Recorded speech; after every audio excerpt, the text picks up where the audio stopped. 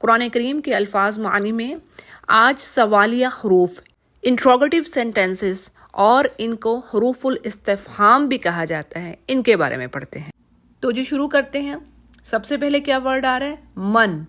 من کا مطلب ہو، کون، یعنی یہ شخص کے لیے استعمال ہوتا ہے، کسی پرسن کے لیے۔ جیسے من ہوا یعنی وہ کون ہے، اور ہوا کی ضمیر میل کے لیے استعمال ہوتی ہے۔ اسی طرح من ہاذہ البنت یعنی یہ لڑکی کون ہے۔ تو من کا جو ورڈ ہے جب کسی عاقل کے بارے میں پوچھنا ہے تو اس وقت یہ استعمال ہوگا۔ اسی طرح قرآن کریم میں آپ پڑھیں گی من آمنا، تو وہاں پر معنی ہوں گے جو ایمان لایا۔ اچھا جی آگے دیکھتے ہیں ما اور ماذا کا کیا مطلب ہے۔ ان دونوں میں غیر عاقل کے لیے سوال کرنا پایا جاتا ہے۔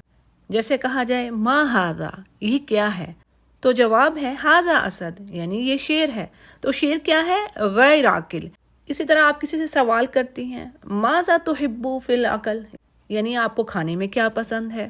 اسی طرح ماں کا جو ورڈ ہے اس کا مطلب بھی کیا یا کون سا۔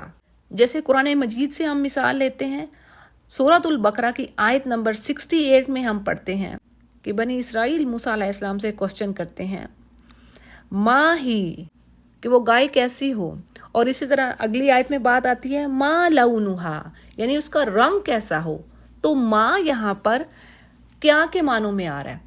اور ماں کے بارے میں بڑی اہم بات یاد رکھیے گا کہ قرآن کریم میں آپ اس کو سوالیہ فقرے کے علاوہ نیگیٹو لیٹر میں بھی پائیں گی، اور یہ ماں اس میں موصولہ کے طور پر بھی آتا ہے، ٹھیک ہے۔ تو اب آپ کہیں کہ کیسے پتہ چلے بھی یہاں پر ماں نیگیٹو لیٹر میں آ رہا ہے، یہاں پر ماں سوالیہ فقرے کے طور پر آ رہا ہے، اور یہاں پر یہ اس میں موصولہ ہے۔ تو یہ بات آپ کو کانٹیکسٹ کے حوالے سے پتہ چل جائے گی۔ اس کے علاوہ ایک ٹپ یاد رکھیے کہ جب بھی ماں نیگیٹو لیٹر کے طور پر آئے گا، یعنی نفی کے طور پر آئے گا، تو اسی آیت میں اللہ کا ورڈ بھی آئے گا۔ تو یہ ایک ٹپ ہے، لیکن ضروری نہیں ہے کہ ہر جگہ پر اللہ بھی آئے اور نیگیٹو لیٹر میں بھی ہو۔ بعض اوقات ماں بگننگ میں آتا ہے اور اس کا معنی نفی کے معنوں میں لیا جاتا ہے۔ تو انشاءاللہ اس کی ڈیٹیل ایک دوسری ویڈیو میں ہوگی۔ فی الحال یہاں پر ہم سوالیہ فقرات کے بارے میں پڑھتے ہیں۔ تو جی اگلا سوالیہ فقرہ لماذا، کیوں، یعنی کسی چیز کے ہونے کی وجہ، یعنی اس کا سبب کیا ہے، اس کے بارے میں سوال کیا جا رہا ہے۔ جیسے سمپل عربی زبان میں یہ بات پوچھی جائے گی لماذا تذهب الى المدرسہ، تم کیوں مدرسہ جا رہے ہو، یا پھر لماذا تشرب القہوہ، تم کافی کیوں پی رہے ہو۔ تو پہلے کوسچن کا آنسر ہے اذهب الى المدرسہ لتعلم، یعنی میں مدرسہ جا رہا ہوں پڑھنے کے لیے۔ تو لماذا کا مطلب کیا ہوا؟ کیوں، یعنی کیوں تم یہ کام کر رہے ہو۔ اگلے ورڈ کو دیکھتے ہیں کیفا، اور کیفا کا معنی کیسے، ہاؤ، یعنی کسی کا حال پوچھنے کے لیے یا پھر کیفیت کے بارے میں سوال کرنا ہے۔ جیسے عام عربی زبان میں یہ کہتے ہیں کیفا حالک، یعنی کیا حال ہے آپ کا۔ پھر اسی طرح کیفیت کے بارے میں بات ہو تو ایسی بات ہوگی کہ کیف تذهب الى المدرسہ، یعنی آپ کس طرح مدرسہ جاتے ہیں، کس طرح، ٹھیک ہے، کیسے اور کس طرح۔ تو جواب آتا ہے اذهب الى المدرسہ بالسیارہ، یعنی میں گاڑی سے اسکول جاتا ہوں۔ اچھا جی اگلا ورڈ دیکھتے ہیں حل۔ حل بھی کیا کے معنوں میں آتا ہے، لیکن فرق کیا ہے کہ یہ ماضی میں ہوا کوئی کام، اس کی طرف جیسے اشارہ کیا جائے کہ کیا تو نے دوپہر کا کھانا کھایا تھا، حل غدیتا۔ پھر اسی طرح کیا تو نے نماز پڑھی تھی، حل صلیتا۔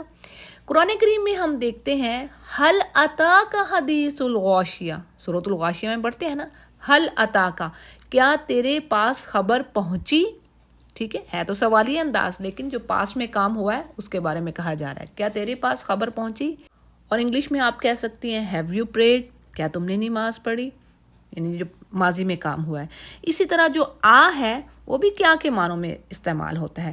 جیسے ہم قرآن کریم کی ہی مثال لیتے ہیں ارأیت الذی، آ آپ کئی جگہوں پر پڑھیں گی، ٹھیک ہے، بہت ساری جگہوں پر پڑھیں گی قرآن کریم میں، تو آ کو سمجھ لیجئے، آ کا مطلب بھی کیا ہے۔ ارأیت الذی یکذب بالدین، سورۃ المعون کی پہلی آیت۔ پھر اسی طرح سورۃ الفیل میں آپ پڑھتی ہیں الم تھرا، آ پہلا کیا ورڈ آ رہا ہے، آ حمزہ، کیا، پھر اسی طرح سورۃ العلق میں بھی بات آتی ہے، ارأیت ان کذب وتولی، آیت نمبر 13۔ اگلے ورڈ کو دیکھتے ہیں جی، اینا، کہاں، یعنی جب کسی جگہ کے بارے میں، پلیس کے بارے میں آپ کو سوال کرنا ہے تو اس حرف کو یوز کریں گے۔ جیسے اینا کتابک، تیری کتاب کدھر ہے؟ تو جواب ہے کتابی فی الحقیبہ، یعنی میری کتاب بیگ میں ہے۔ اسی طرح این القلم، قلم کدھر ہے؟ تو القلم فوق المکتب، قلم میز پر ہے۔ اور قرآن کریم میں بھی بہت ساری جگہوں پر یہ ورڈ آئے گا، جیسے اینما تکونوا یأتی بکم اللہ جمیعا، ٹھیک ہے، سورۃ البقرہ کی آیت ہے، یعنی تم جہاں کہیں بھی ہوگے اللہ تم سب کو اکٹھا کر لائے گا، ٹھیک ہے جی۔ تو آئینہ کیا ہے؟ کسی جگہ کے بارے میں جب سوال کرنا ہو تب استعمال ہوگا۔ اگلے ورڈ کو دیکھتے ہیں، متا، کب، کس وقت، یعنی اس میں وقت کے بارے میں سوال کرنا پایا جاتا ہے۔ جیسے قرآن کریم میں سورۃ البقرہ میں یہ ورڈ ہے، آیت نمبر 214 میں، حتی یقول الرسول والذین آمنوا معہ متی نصر اللہ، یعنی رسول اور اس کے جو ساتھی تھے ایمان والے، وہ بول اٹھے کب اللہ کی مدد آئے گی، متا کب، ٹھیک ہے۔ اور عام زبان میں آپ کہہ سکتے ہیں متا ستذهب الی السوق، یعنی تم کب مارکیٹ جاؤ گی۔ تو متا یعنی وقت کے بارے میں سوال پوچھنا کہ کس وقت یہ کام ہوگا۔ اگلا ورڈ دیکھتے ہیں جی، کم۔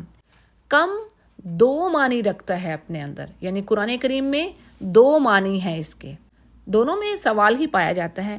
یعنی ایک چیز آ رہی ہے کہ نمبرز کے بارے میں کوشچن کرنا، للسؤال عن العدد، جیسے تمہارے پاس کتنے ریال ہیں، کم ریالن عندک، تمہارے پاس کتنے ریال ہیں، کتنے پیسے ہیں۔ اسی طرح ایک اور مثال، کم تلمیذن فی فصلک، یعنی تمہاری کلاس میں کتنے اسٹوڈنٹس ہیں۔ اور قرآن کریم میں کم جو ہے خبر دینے کے معنوں میں بھی آیا ہے، ٹھیک ہے، کم خبریاں اس کو کہتے ہیں۔